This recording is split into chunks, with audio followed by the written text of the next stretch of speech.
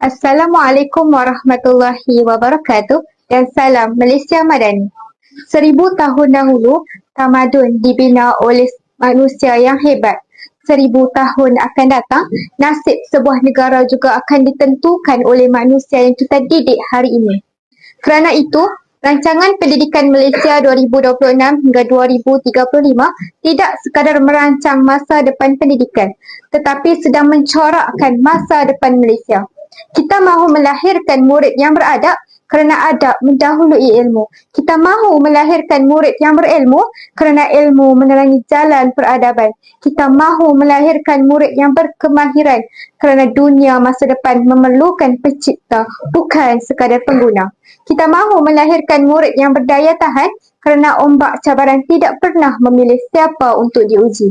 Dan kita mahu melahirkan murid yang berkeyakinan kerana sejarah tidak pernah ditulis oleh mereka yang takut mencuba.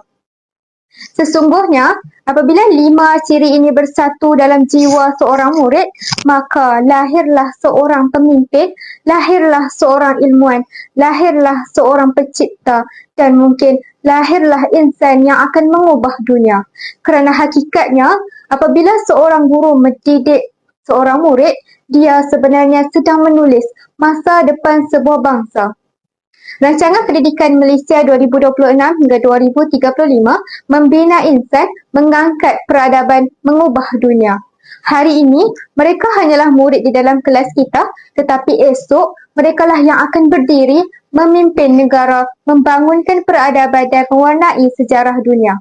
Dan semuanya bermula di sini, di sekolah bersama kita. Sekian, wabillahi taufik wal hidayah. Wassalamualaikum warahmatullahi wabarakatuh.